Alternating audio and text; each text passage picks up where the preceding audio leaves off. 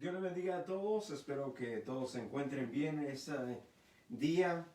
Reciban un fuerte abrazo, un saludo a cada uno de ustedes, a cada una de sus familias, esperando que estén salvaguardando su vida. Hoy, con martes a 7 de la tarde, como todos los días, como todas las semanas, todos los martes tenemos nuestro estudio bíblico, pero antes quisiera que oráramos por todas las personas y también por ese estudio oráramos por todas las personas que están padeciendo este mal, este virus. Conozco personas que han sido infectadas y también personas que están en cuarentena, familiares cercas. Y hoy en la mañana recibí una noticia de que un hermano perdió la batalla contra este virus, pero tenía la promesa del Señor y el Señor nos dice a través de su palabra que el que cree en Él, aunque esté muerto, vivirá. Lo que quiere decir es siempre estará con el Señor. Otro de los pastores o personas que conozco es el pastor Jorge Dávila, que en ese tiempo está peleando con este virus y está hospitalizado. Y les voy a invitar a todos en esta tarde que hagamos una oración para que Dios derrame sanidad en sus cuerpos y también los familiares de este hermano que ha pasado a estar con el Señor en esta mañana, perdió la batalla, y por todos aquellos que están en esta misma situación y tomar esto en serio, tomarlo todo esto que está pasando, ser cuidadoso. Si va a salir, tiene que salir, salga. Si no tiene que salir, por favor, quédese en su casa, se lo suplico. Este virus está siendo muy agresivo y en cualquier lugar, en menos que usted piense, o en cualquier persona que usted menos piense, quizás lo pueda transportar. Y lo recomendable es cuidarse, lavarse las manos, guardarse, quedarse en casa. Si no tiene que salir, quédese en su casa. Y vamos a orar en esta noche, por los familiares de ese hermano que ha pasado con el Señor, que ha perdido la batalla. También por el pastor Dávila vamos a orar en esta hora. Que Dios le fortalezca, que Dios le bendiga, que Dios sea con ellos en este momento. Es algo trágico cuando mira uno las noticias alrededor del mundo, lo que está pasando. Esperamos en Dios que esto pronto pase y que Dios derrame sanidad sobre toda la tierra. Les invito a orar. Padre Santo, en esta hora, Señor, te pedimos por la familia, Señor, de nuestros hermanos, Señor, que ha pasado a estar en tu presencia, Señor, pero los que quedan aquí, Señor, yo te pido que tú lo bendigas, que tú lo fortalezcas, que derrames de tu presencia sobre ellos, Señor, obrando en sus vidas, Señor, obrando, siendo tú su paz, consolándoles, Señor, en este día, Señor. También te pido por el pastor Dávila, Dios, que tú, Señor, derrames sanidad ahí donde está, Señor, que tú le fortalezcas, que tú le ayudes a vencer, Señor. Dios, y todos aquellos que están luchando la batalla, Señor, contra este terrible mal, Señor, que tú les fortalezcas. Y te pedimos, Señor, derrama sanidad sobre toda la tierra, Señor. Dios, derrama sanidad, Señor. Y sabemos que solamente tú puedes librarnos, tú puedes, Señor, sanar la tierra, Dios. Mira, Señor, confiamos en tu palabra, confiamos en tus promesas, confiamos en lo que tú nos dices a través de tu palabra, en el nombre de Jesús. Como todos los martes, vamos a empezar este estudio bíblico. Por favor, ahí tome su lápiz, un papel para que haga apuntes. Hemos estudiado en estos días pasados acerca de la palabra de Dios como nuestro alimento y quería, antes de pasar a otro estudio, quería como pastor, como ministro, como pastor que me gusta enseñar y que me gusta que en la iglesia aprenda. Y hemos estudiado en estos días pasados acerca de la palabra de Dios como nuestro alimento. Y asimismo, ¿verdad? No quería seguir adelante sin antes dar una reseña de todo lo que es la Biblia. Quizás usted tiene su Biblia y usted dice, conozco yo mi Biblia, o cuando tomamos otra Biblia, la cual no es de nosotros, quizás no la podemos, quizás como no la conocemos, se nos hace difícil, pero eso nos ayuda para que usted no conozca solamente su Biblia, sino que conozca la Biblia. Entonces, eso nos va a ayudar para nosotros conocer la Biblia en general, y en esta tarde yo voy a dar una reseña histórica. Si nunca ha leído toda la Biblia, si no sabe cuántos libros tiene la Biblia, si no sabe el nombre de cada uno de los libros de la Biblia, este día usted lo va a aprender. Así es que póngase cómodo ahí donde está, agarre su lápiz, su pluma, y así mismo vamos a empezar enseñando una reseña de lo que es en sí la Biblia, este libro tan sagrado que Dios nos ha dado la oportunidad, que a través del tiempo, a través de las transformaciones del mundo, a través de los cambios de los tiempos, la palabra de Dios se ha mantenido intacta, se ha mantenido genuina, se ha mantenido con los principios bíblicos, con la teología que al ser humano nos alcanza para poder comprender y para poder conocer a Dios y poder encontrar la salvación. Así que en este día vamos a empezar a saber acerca de la Biblia, como había mencionado. Y la Biblia tiene 66 libros, está compuesta por 66 libros. Y la primera parte, dos partes, se divide en dos partes. La primera parte es el Antiguo Testamento, que tiene 39 libros. Este libro sagrado, y si usted no lo tiene, por favor, por ahí puede ir y comprar uno en la tienda, y si no tiene, escríbanos, denos su dirección y nosotros podemos hacerle llegar una Biblia y ponerla en sus manos para que conozca usted a Dios. Así es que el Antiguo Testamento está en dos partes, el Antiguo y Nuevo Testamento. El Antiguo Testamento, como ya dije, tiene 39 libros.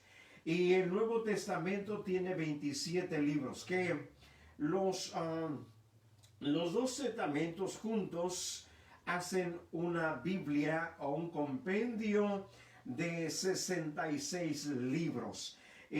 Como le dije, ¿verdad? Como les dije, hay que conocer la Biblia, y no solamente la Biblia que tenemos en las manos, sino la Biblia en sí. Así es que usted en sus manos tiene una biblioteca, una gran información que está allí incluido todo lo que Dios quiso que usted y yo conociéramos. Pero empezamos con el Antiguo Testamento.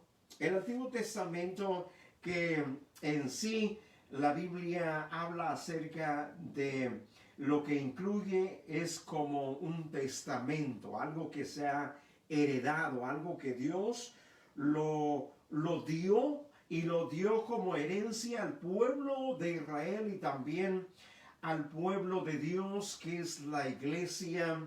Así es que tenemos un testamento, el Antiguo y el Nuevo Testamento, que es como incluye una herencia, lo que usted puede apelar, lo que usted puede tomar y recibir de lo que Dios ha determinado que es para todo aquel que confía en el Señor, todo aquel que crea en Dios, todo aquel que crea en su palabra.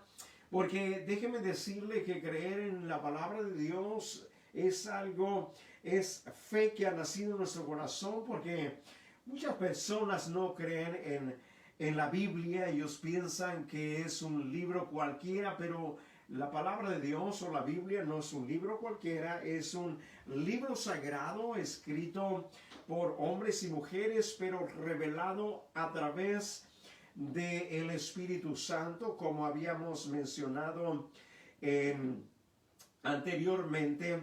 Así es que empezamos con el Antiguo Testamento y empezamos con el Pentateuco, los primeros 5 libros, penta que significa 5, y entonces empezamos con los primeros 5 libros, y la Biblia está fragmentada primeramente por el Pentateuco, o los primeros 5 libros de la Biblia, que son los libros de la ley. Cuando Jesús estaba en su ministerio y estaba en la tierra y él enseñaba y hacía referencia que él vino a cumplir la ley, vino a cumplirla y no a negarla o a abrogarla, sino que él vino a cumplir la ley. Y también los escribas y fariseos citaban también la ley, citaban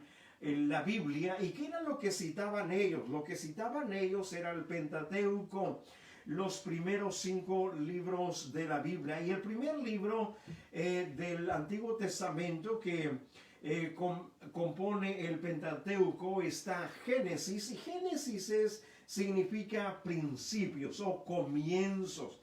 Y en el libro de Génesis nosotros miramos el inicio de todas las cosas, ¿no? El inicio de la familia, el inicio del matrimonio, el inicio de los pactos, el inicio también de la maldad en el corazón del hombre, en el inicio donde el primer homicida, y también encontramos el principio de una generación que pone su confianza en Dios. Y el libro de Génesis nos enseña, nos revela a Dios, y nos revela un Dios como creador del cielo y de la tierra, que en 6 días creó todas las cosas, y también en esos 6 creó al hombre y le dio vida, y el 7º dice que descansó. Y entonces Génesis es contado como uno de los libros del Pentateuco, o uno de los libros de la ley. Después seguimos con el libro de Éxodo, que el libro de Éxodo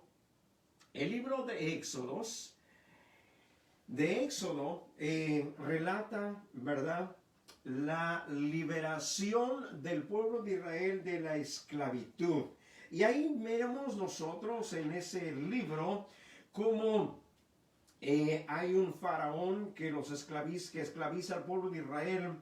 Hay un ejército egipcio, y también miramos nosotros un libertador, Moisés, que Moisés en Éxodo es el prototipo de Cristo, y el pueblo de Israel es el prototipo del que cree en Dios, que ha sido liberado de las garras del enemigo. Entonces el libro de Éxodos revela esa gran liberación y esa gran prueba que Dios los pasa por el desierto, esas grandes hazañas con prodigios y milagros que Dios liberó al pueblo de Israel de la esclavitud.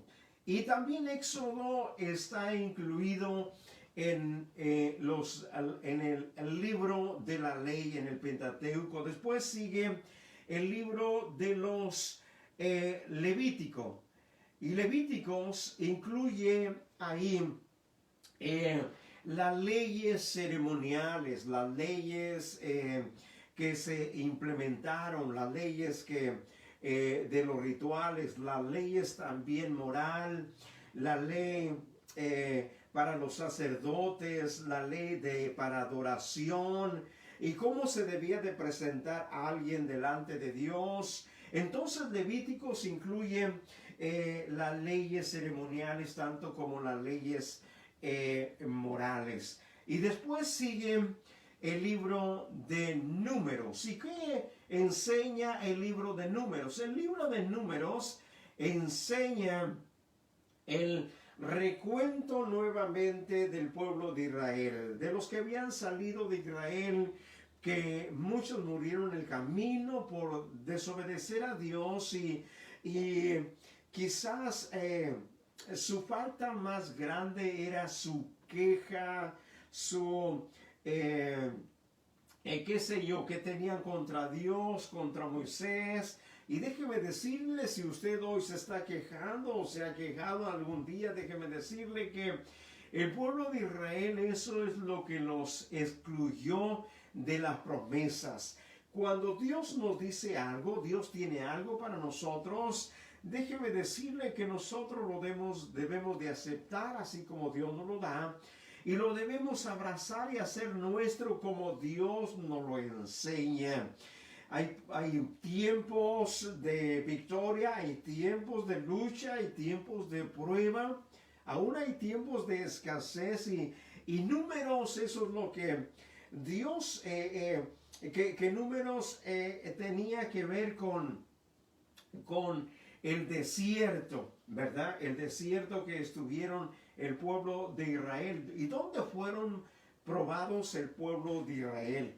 Y déjeme decirle que las pruebas, cuando pasamos en ellas, el propósito de Dios es hacernos dependientes de Dios, de confiar en Dios, más allá de quejarnos por lo que ha venido a nuestra vida. Y por último, el último libro que compone al Pentateuco es Deuteronomios, y Deuteronomios que significa el recuento de la ley que Dios dio a Moisés, o el discurso de Moisés. Deuteronomios, perdón, se escribe, o Moisés lo escribe, ya que se piensa que lo escribió, lo da por último cuando el pueblo de Israel ha pasado todo el desierto, está en la orilla, los inicios de la tierra prometida, y donde él da un discurso al pueblo de Israel para que cómo ellos debían de tomar la tierra, cómo la iban a repartir y por qué razón Dios se las estaba dando.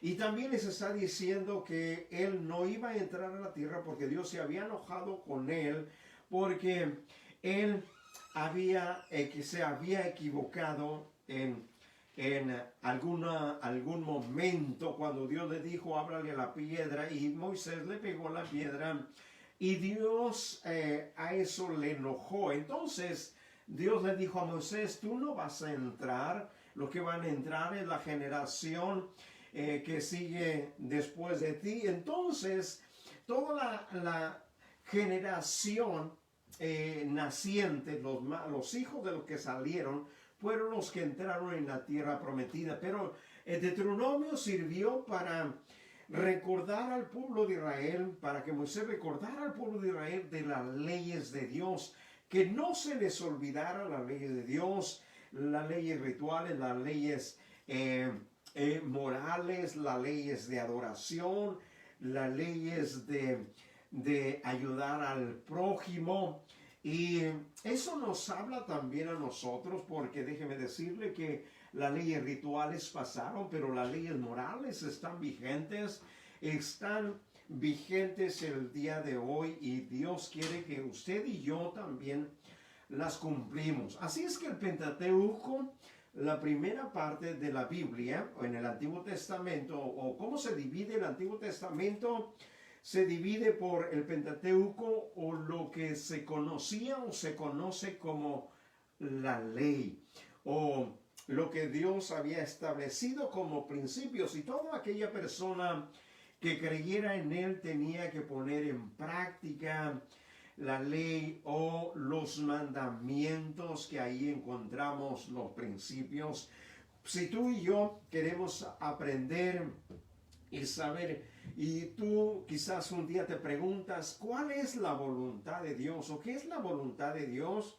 Y déjame decirte, cuando tú vas a los primeros libros de la Biblia, o el Pentateuco, los primeros 5 libros de la Biblia, ahí tú encontrarás la ley de Dios, los mandamientos, en otra palabra, lo que Dios manda, lo que Dios establece para su pueblo, y que muchas naciones tomaron del Pentateuco, de estos primeros 5 libros, para hacer sus propias leyes y así regirse, porque usted sabe que para qué sirve la ley. La ley es no solamente el propósito o el objetivo no es castigar, sino el propósito de las leyes y de los mandamientos el propósito es regulaciones. El propósito es traer justicia entre una persona y otra. El propósito es traer justicia para los demás y para ti también. Así es que los mandamientos y las leyes son de bendición para todos nosotros. Entonces, allí en los primeros 5 libros de la Biblia tenemos nosotros la ley. Y repito, cuando Jesús citaba la ley, se refería a estos primeros 5 libros de la Biblia. Y después tenemos los libros históricos.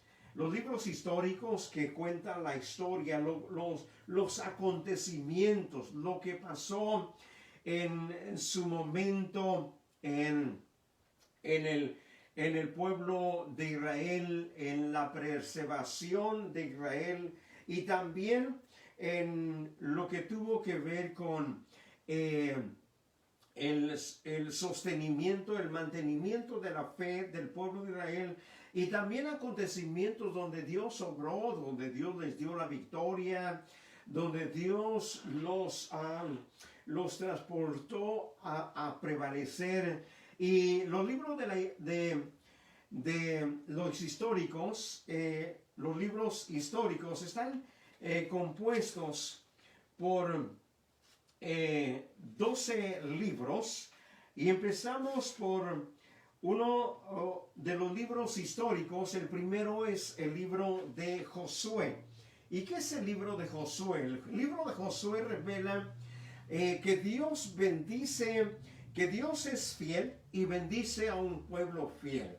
En otras palabras, acuérdense, ¿quiénes fueron los que se introdujeron a la tierra prometida? Los que se introdujeron a la tierra prometida fueron hombres y mujeres que creyeron a Dios, que se mantuvieron fieles creyendo a Dios. Entonces el libro de Josué revela un Dios fiel que bendice a un pueblo fiel. A veces nosotros sacamos porciones de Josué o de estos libros fuera de contexto, y nomás nosotros mencionamos las bendiciones. Pero déjame decirte que el libro de Josué menciona, revela a un Dios fiel que bendice a un pueblo fiel. Entonces quiere decir que un Dios fiel, le da la victoria a un pueblo fiel. Eso es lo que nos revela el libro de Josué. Y el libro de Josué, en los primeros capítulos, un verso que es conocido para todos nosotros. Y dice el capítulo 1, verso 8 de Josué: nunca se apartará de tu boca este libro de la ley, sino que de día y de noche meditarás en él, para que guardes y hagas conforme a todo lo que en él está escrito, porque entonces harás prosperar tu camino y todo te saldrá bien. Y está hablando acerca de la fidelidad de un pueblo a su palabra, y entonces en base a la fidelidad de un pueblo a su palabra, entonces Dios es fiel con un pueblo que es fiel. Así es que tenemos una tarea muy grande, usted y yo, para ser nosotros bendecidos y que también Dios nos dé la victoria. Acuérdense que el libro de Josué menciona acerca de conquistar territorios. Dios le promete donde quiera que pisare la planta de tus pies, dice: yo te lo he entregado, te lo voy a entregar, pero el principio es ser fiel. Así es que no se le olvide a usted y a mí ser fiel a Dios. El libro de los jueces menciona, el libro de los jueces es un libro donde menciona a varios siervos de Dios y siervas que Dios levantó para guiar a su pueblo, porque una de las frases que menciona el libro de los jueces, que el pueblo en aquel momento decía que cada quien hacía lo que le parecía. Entonces por eso Dios levantó jueces, y en otras palabras levantó hombres y mujeres que juzgaran al pueblo de Israel, que le hicieran mirar su pecado, que le hicieran mirar sus faltas, que le hicieran mirar el por qué estaban en derrota, o por qué el enemigo venía y consumía su alimento, como en el caso de Gedeón. En el caso de Gedeón, en la historia de Gedeón, porque los enemigos venían y consumían su sembradío, era porque el pueblo de Israel se había hecho altares a los ídolos, a Baal, y por eso Dios se había molestado con ellos, y por eso estaban desprotegidos. Pero cuando se levantó Gedeón como uno de los jueces, entonces él tumbó, lo primero que hizo, tumbó los altares, y después a Dios le agradó y Dios le dio la victoria, y el pueblo de Israel tuvo defensa en contra de sus enemigos. Pero cada vez que el juez pasaba su tiempo o moría, el pueblo de Israel nuevamente caía en esa rutina y regresaba otra vez y se olvidaba de Dios. Esperamos que tú y yo no nos olvidemos de Dios, para que nosotros no suframos o no pasemos como lo que el pueblo de Israel sufrió en la historia de los jueces. Entonces, los libros históricos cuentan la historia del pueblo de Israel, en cómo, ¿verdad? Ellos habían perecido en momentos. El libro de Ruth cuenta de una mujer donde cree en Dios, y en un momento tuvo la oportunidad de abrazar y de creer y llevar también a personas a la fe. Así es que el libro de Ruth también es un libro histórico, un libro en el cual, ¿verdad?, podemos nosotros aprender de una mujer de una mujer de fe, de una mujer que se mantuvo en fe creyendo en Dios. También tenemos el primer libro de Samuel, y que es el primer libro de Samuel, que cuenta la historia del primer profeta, cuenta también la historia de el primer rey, y el segundo libro de Samuel, que es la continuación de el contenido de esa historia. Entonces nosotros nos miramos que en estos libros contienen lo que históricamente Dios hizo en su pueblo a su pueblo.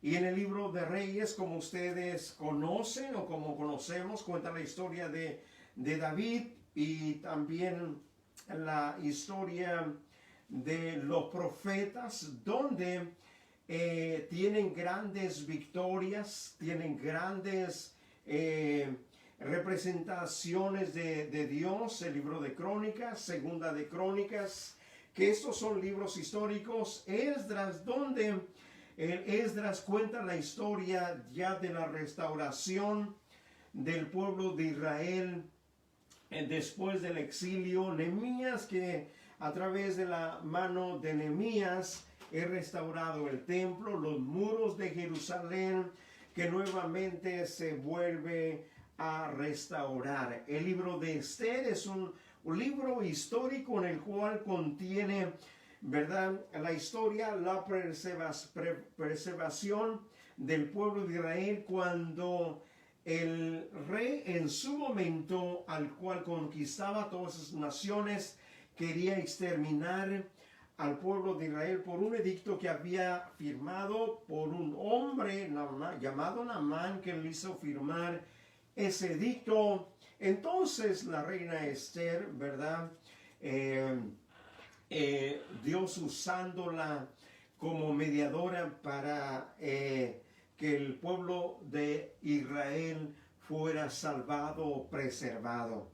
El pueblo, entonces tenemos nosotros en los libros históricos 12 libros que contienen estos libros históricos, y que usted, si quiere aprender de la historia de Israel, puede ir a ellos. Empezamos también con los libros poéticos, los que revelan en una manera de poesía historias como la vida de Job, como un hombre que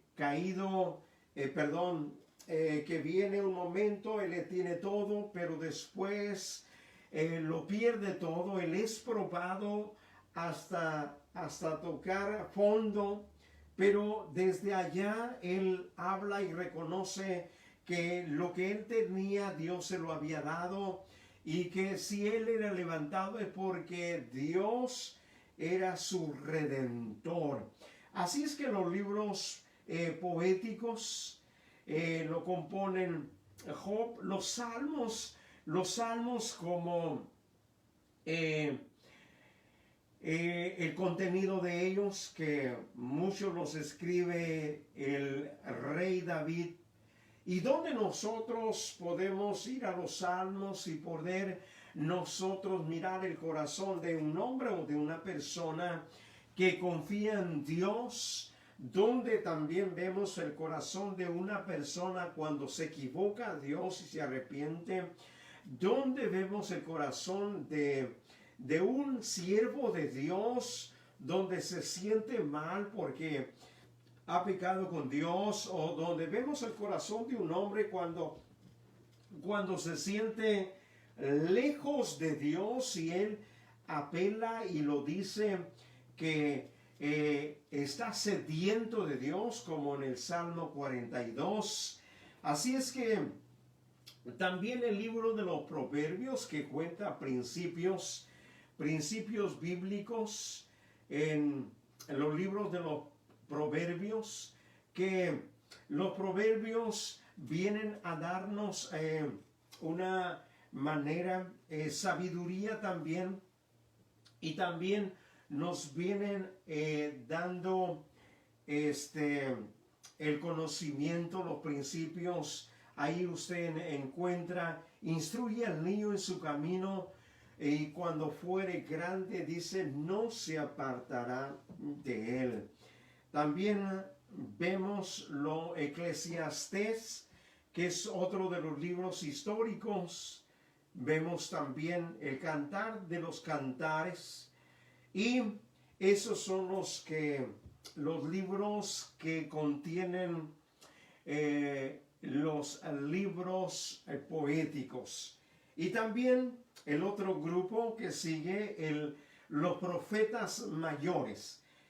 Y los libros de los profetas mayores se le da el nombre de profetas mayores porque en el lapso de servicio, su ministerio fue más prolongado.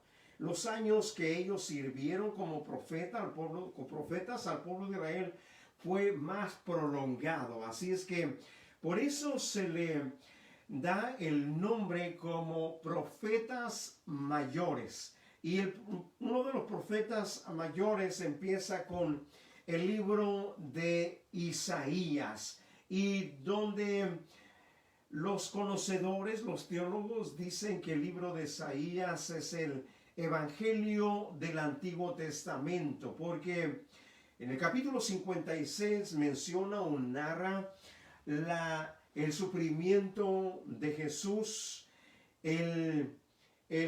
cuando Él toma los pecados del mundo y que es castigado. Entonces se considera el libro de Isaías, uno de los profetas mayores, como el Evangelio del Antiguo Testamento. Jeremías, el libro de Jeremías, otro de los profetas mayores que habla, y su ministerio tuvo que ver con anunciarle al pueblo de Israel acerca de su pecado hacia la idolatría, los altares que habían hecho, y pronuncia que había de venir castigo para ellos. Entonces el pueblo de Israel no escuchó y fue llevado al exilio. Y tenemos otros de los profetas, de los que contienen los profetas mayores, Lamentaciones, donde ese libro contiene la lamentación de Jeremías, en el cual lo que le iba a pasar al pueblo por no escuchar la voz de Dios. Ezequiel, otro de los profetas que habló al pueblo de Israel. Y también terminamos con el libro de Daniel, donde el libro de Daniel revela los reinos temporales, pero un reino que permanece para siempre, el reino de nuestro Señor Jesús, y donde también contiene, donde dice que Dios pone reyes y también quita reyes. Así es que estos componen los profetas mayores. Ya le dije que se mencionan o se dice que son profetas mayores porque su ministerio, los años que ellos sirvieron, fue de mayor tiempo, más años ellos profetizaron al pueblo de Israel. Después tenemos nosotros los profetas menores, y que los profetas menores son 8, ¿verdad? No, perdón, 13 profetas,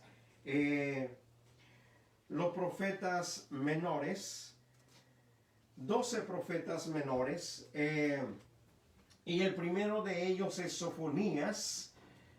El otro es Joel, donde profetizan de los últimos tiempos. Usted puede ver los últimos tiempos, las profecías que en estos días se están cumpliendo y que se cumplieron en el momento del pueblo de Israel. Amós, Abdías. También tenemos el profeta Jonás, que fue uno de los profetas menores. Tenemos también Miqueas y tenemos Nahum, Habacuc, Sofonías, Ageo, Zacarías y Malaquías, que componen todos ellos los profetas menores que hablaron al pueblo de Israel. Si usted, ¿verdad? En el momento usted quiere aprenderlos, quiere memorizarlos,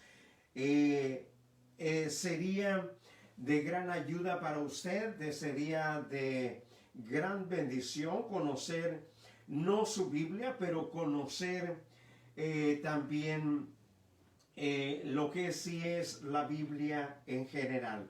Después tenemos el Nuevo Testamento. Ya dijimos, el Nuevo Testamento está compuesto por 27 libros y tenemos los evangelios, que son los 4 evangelios. Primero tenemos el evangelio de Mateo, los evangelios sinópticos, que son parecidos, pero cada uno tiene una diferente perspectiva.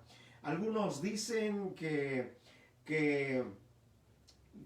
no concuerdan, pero lo que sí ellos escriben como testigos de lo que había pasado o de lo que ellos investigaron, por la razón de que contienen los evangelios lo que Dios quería que usted y yo conociéramos. Sí, el libro de Mateo, que tiene una perspectiva dirigida a los israelitas. Si usted encuentra en el libro, los evangelios de Mateo, el evangelio de Mateo encuentra las genealogías que son relevantes para los judíos. Entonces iba dirigido a la mente de los judíos. Marcos, que no fue un apóstol de Jesús, al igual que Mateo sí lo fue, pero Marcos no lo fue, que fue un discípulo de, algunos dicen, de los apóstoles, algunos creen que conoció a Jesús, pero Marcos es un hombre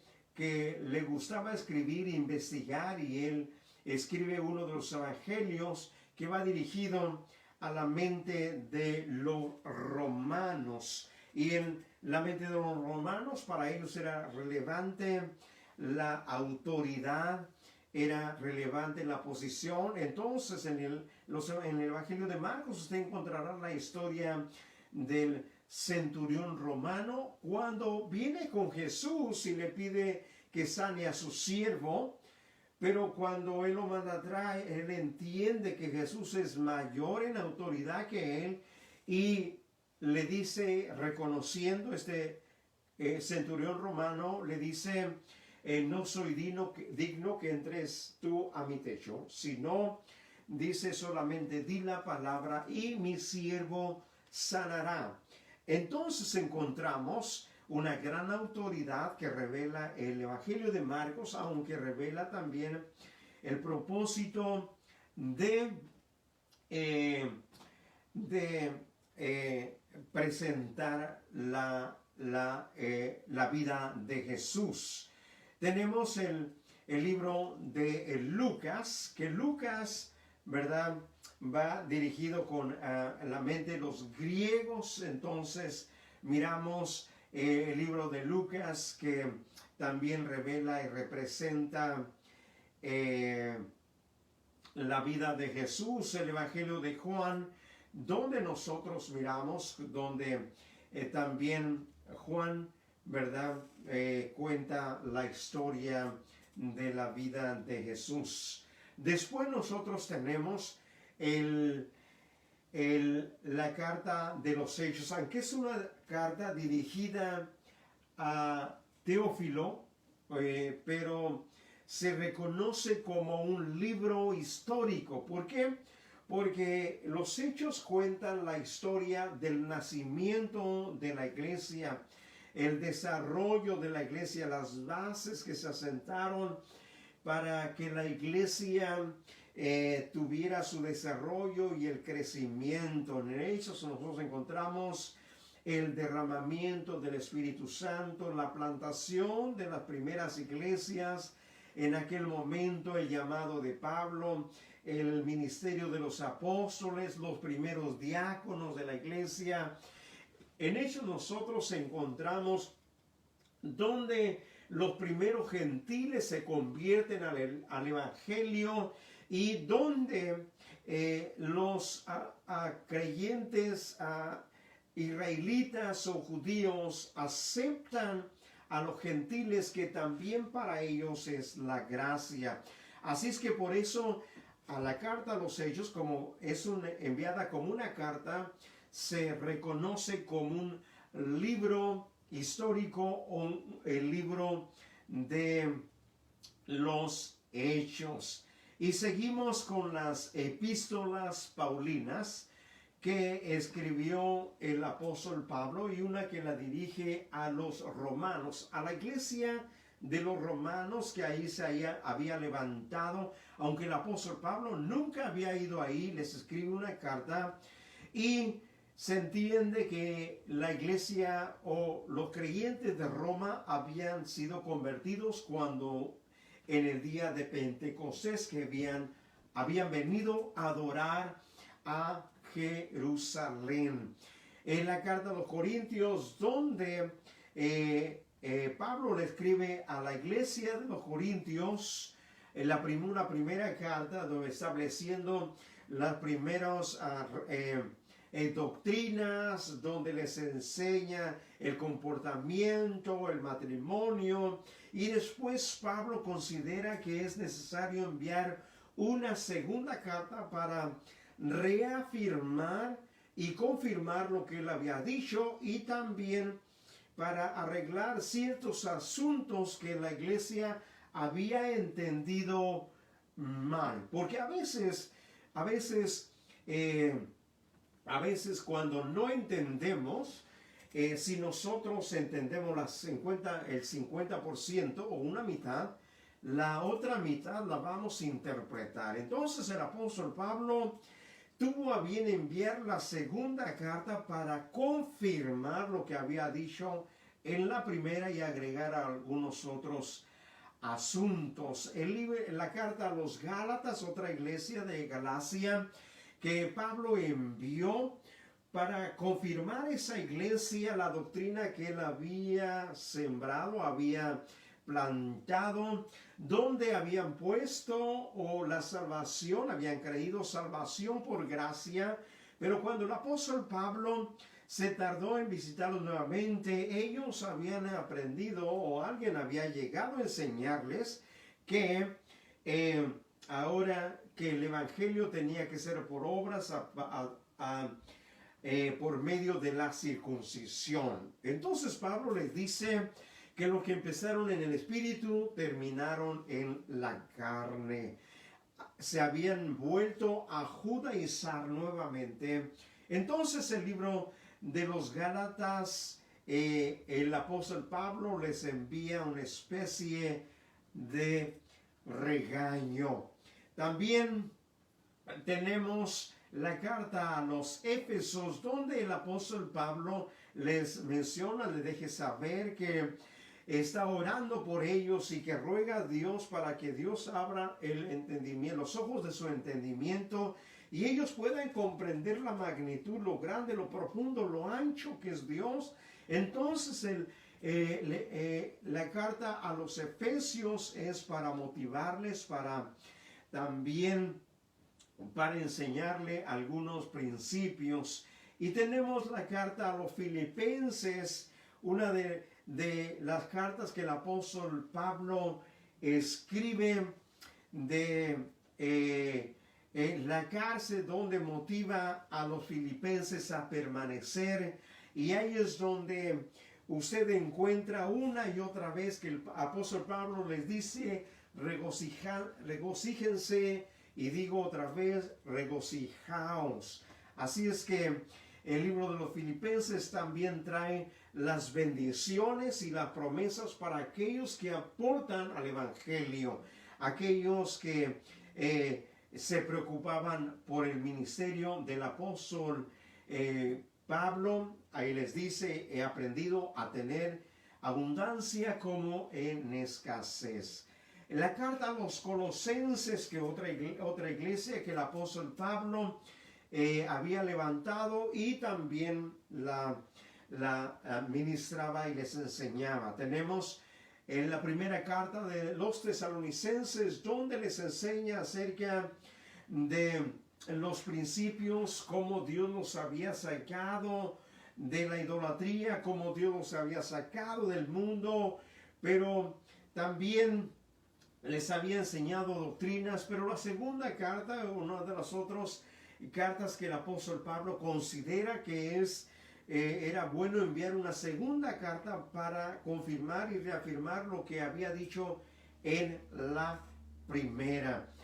Tenemos también la primera carta de Timoteo y la segunda, donde son las cartas pastorales, donde el apóstol Pablo enseña a un joven Timoteo que está empezando como un ministro, como un pastor, y el apóstol Pablo le enseña algunos principios, le enseña cómo debe de ser un pastor, cómo debe de ser uno que anhela obispado. También la carta de Tito, que Tito es un hombre joven también como Timoteo, pero Tito era un poquito más de carácter fuerte, que Pablo le dice: ve para que confirmes y compongas lo que está descompuesto. La carta a Filemón, que el apóstol Pablo manda para que reciba a su siervo Onésimo, el cual le había defraudado, y enseña esa carta donde en Cristo somos uno y en Cristo hay igualdad para todos. Filemón era señor o dueño de Onésimo, y Pablo le da una recomendación: mira, ya no es tu siervo, ahora es tu hermano. En otras palabras, ya no estás tú sobre él, sino que ya ahora es igual a ti, y así debes de recibirle. Tenemos las cartas generales, y que las cartas generales fueron dirigidas a una iglesia específica, pero sí fueron dirigidas a la iglesia en general, a la iglesia que estuviera en todas partes, en la iglesia donde hubieran creído en el Señor Jesús. Para eso eran las cartas generales, de una manera general enseñar la doctrina o el evangelio o las enseñanzas de Jesús. Y la primera es la epístola a los hebreos o a los esparcidos, porque en ese tiempo el escritor manda esa carta para motivar a que no abandonaran el evangelio, a que mantuvieran puestos los ojos en Jesús, el autor y consumador de la fe. Es una carta de motivación. La carta de Santiago, que es una carta de principios, es una carta donde la fe hay que manifestarla con obras. Santiago dice: muéstrame tu fe sin obras, yo te mostraré mi fe con obras. La carta del apóstol Pedro, la primera, también fue con el mismo propósito: animar a la iglesia esparcida, a la iglesia que en ese momento estaba siendo perseguida, que no tenía un lugar de reposo o un pueblo o un hogar establecido.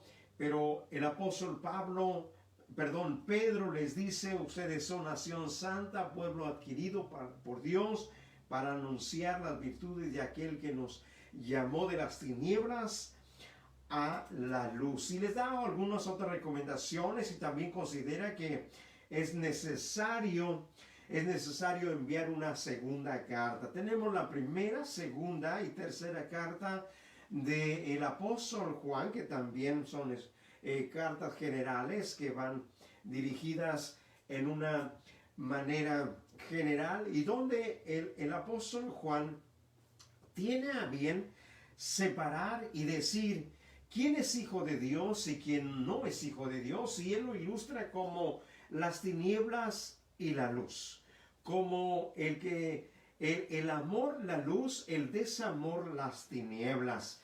Y el apóstol Pablo forma una línea, planta una línea, y él dice, si estás de este lado, tú eres esto, no has conocido a Dios. Si no amas a tu hermano, no has conocido a Dios, pero si lo amas, sí has conocido a Dios, porque Dios es amor.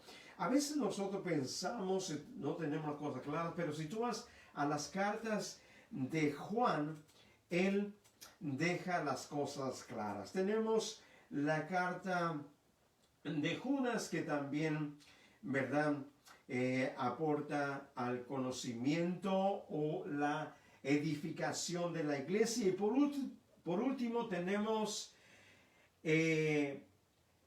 Apocalipsis, que muchas veces nosotros el mundo entero percibe como que es un libro de terror, pero déjame decirte que Apocalipsis se escribe como un mensaje de motivación para aquellos que viven en fe, para aquellos que viven para Dios, para aquellos que viven en santidad.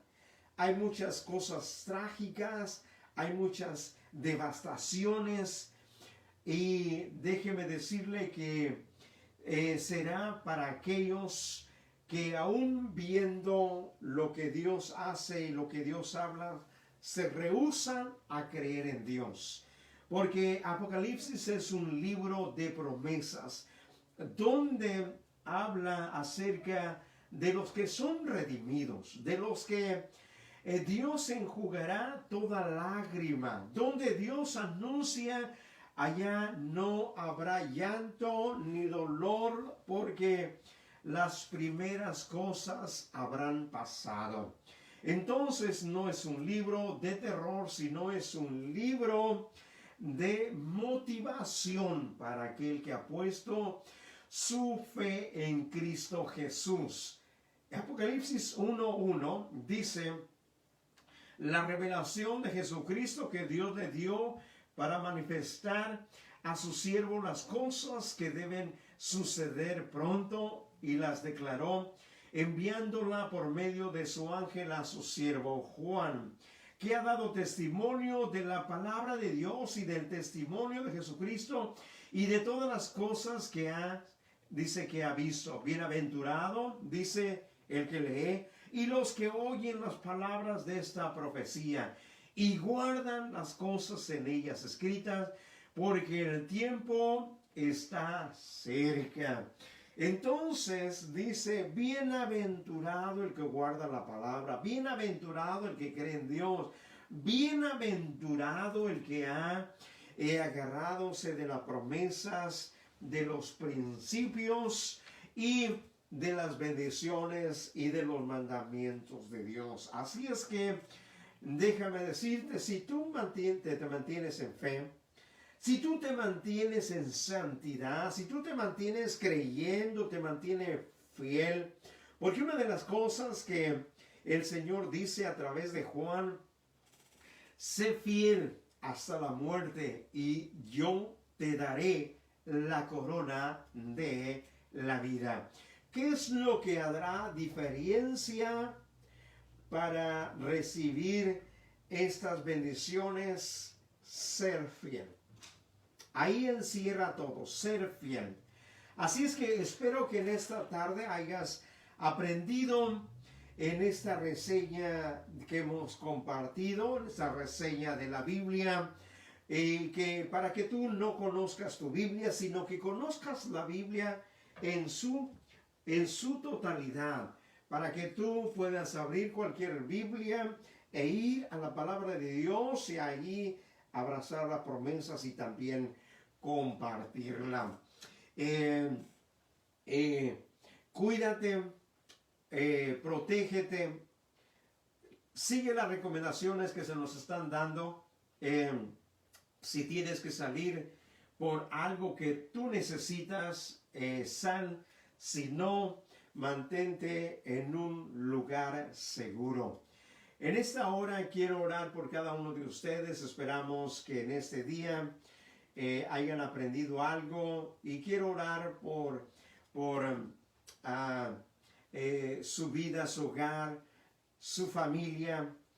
Ahí donde estás, te invito, cierra tus ojos, vamos a orar. Padre Santo, en esta hora, gracias te doy, Señor, por cada uno de los que nos están escuchando, cada uno de los oyentes, Señor. Te pido, Señor, que tú bendigas, Señor, a cada uno, Dios, en esta tarde, y que, Señor, cualquier necesidad en sus vidas, Señor, Dios, que tú la suplas en este tiempo. Fortaléceles, Señor, dales paz a cada uno, Señor.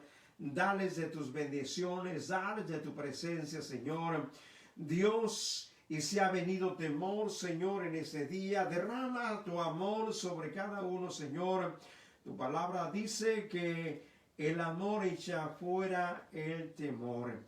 Gracias, Dios, por permitirnos, Señor, aprender más de tu palabra en este día, en el nombre de Jesús. Esperamos que hayas aprendido hoy en este día, y siempre mantente conectado con nosotros. Estaremos a esta misma hora el día viernes a las 7 de la tarde compartiendo la palabra de Dios, y estaremos también el domingo a las 11 de la mañana. Síguenos todo el tiempo, y que Dios te bendiga, que la paz que sobrepasa todo entendimiento reine en cada uno de sus corazones. Que Dios le bendiga.